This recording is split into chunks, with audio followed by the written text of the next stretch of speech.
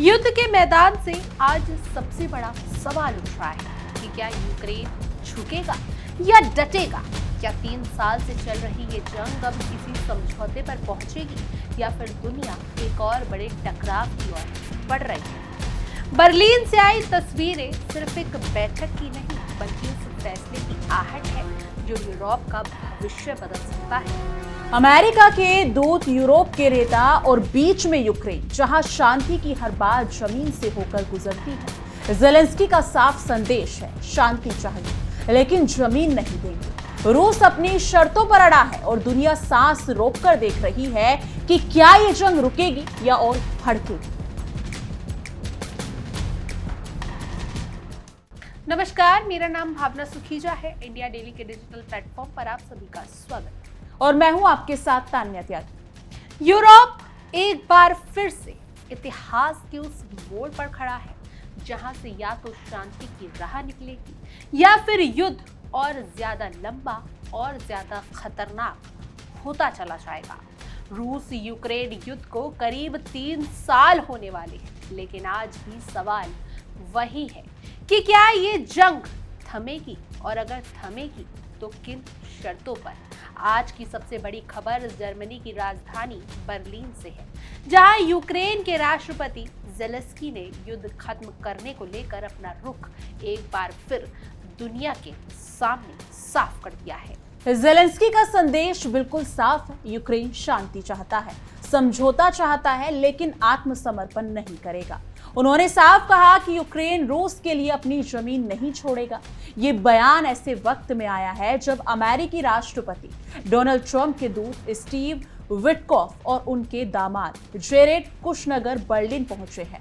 दोनों का मकसद है ट्रंप के शांति प्रस्ताव को लेकर यूक्रेन और यूरोपीय नेताओं से बातचीत करना और युद्ध को खत्म करने की दिशा में सहमति बनाना। रविवार को बर्लिन में हुई इस मुलाकात को बेहद अहम माना जा रहा है। ज़ेलेंस्की ने इन दोनों अमेरिकी प्रतिनिधियों से साफ शब्दों में कहा कि यूक्रेन युद्ध खत्म करने के लिए कई तरह के समझौते पर विचार करने को तैयार है। यहां तक कि वह नाटो की सदस्यता की अपनी पुरानी मांग पर भी फिलहाल पीछे हट सकता है, लेकिन इसके बदले यूक्रेन को मजबूत सुरक्षा गारंटी चाहिए। ऐसी गारंटी जो भविष्य में रूस की किसी भी आक्रामक कार्रवाई को रोक सके।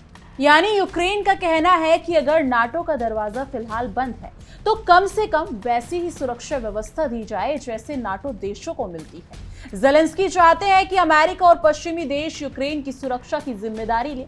इसी सुरक्षा गारंटी के तहत वो यूक्रेन में पश्चिमी देशों को सैनिकों की तैनाती की बात कर रहे हैं ताकि रूस दोबारा हमला करने से पहले 100 बार सोचे। लेकिन यहीं पर मामला अटक जाता है। रूस इस प्रस्ताव को सिरे से खारिज करता है।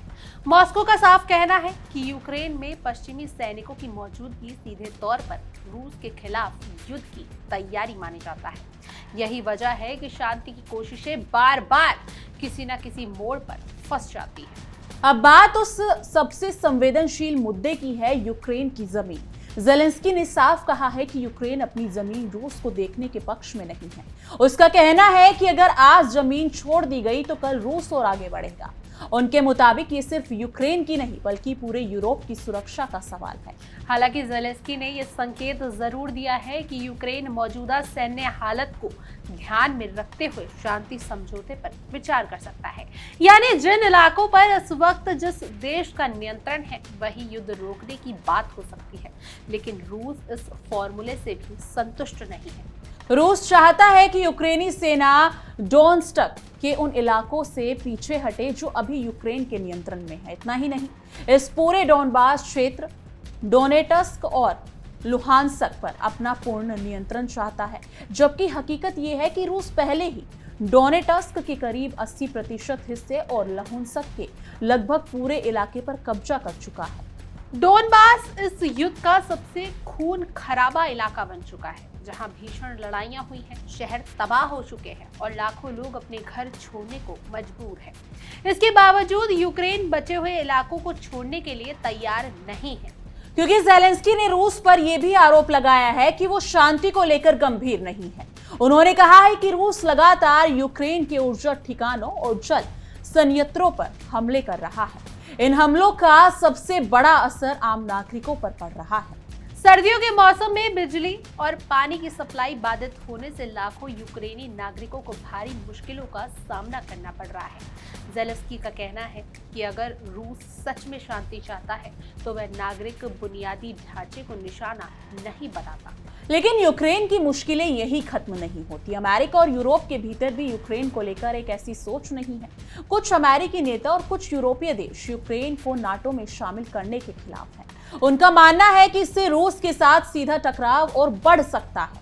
इसी वजह से ज़ेलेंस्की अब वैकल्पिक रास्तों पर बात करने को मजबूर है। उन्होंने साफ कहा है कि यूक्रेन जिद नहीं कर रहा, लेकिन अपनी संप्रभुता और सुरक्षा के साथ कोई समझौता नहीं करेगा। इस पूरे घटनाक्रम पर रूस की प्रतिक्रिया भी सामने आई है।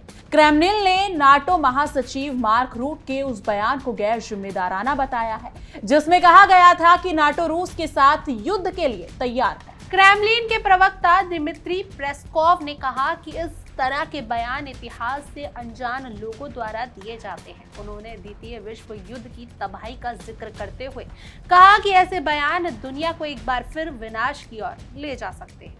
पेस्कोव ने यह भी कहा कि कुछ नाटो देश दावा कर रहे हैं कि रूस यूरोप पर हमला करने की तैयारी कर रहा है, लेकिन ये पूरी तरह बकवास है। उनके मुताबिक रूस की ऐसी कोई योजना ही नहीं है। हालांकि पश्चिमी देश इन दावों पर भरोसा करने को तैयार नहीं है।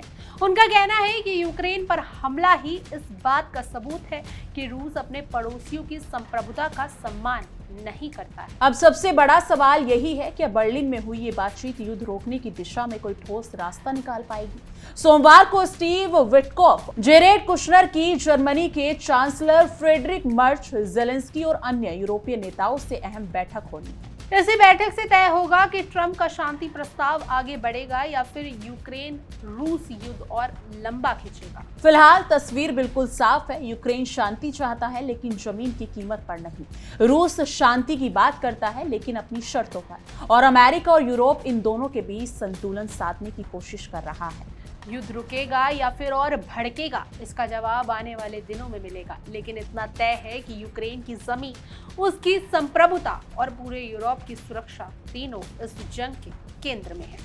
बहरहाल आपको इस खबर पर क्या कुछ कहना है, हमें कमेंट करें और जरूर बताएं। और ऐसी और तमाम देश और दुनिया की खबरों के लिए आप इंडिया डेली को सब्सक्राइब कर लीजिए और हमारी खास पेशकश देखने के लिए आप इंडिया डेली देखते रहिए। तहकीकात हर खबर की तह तक।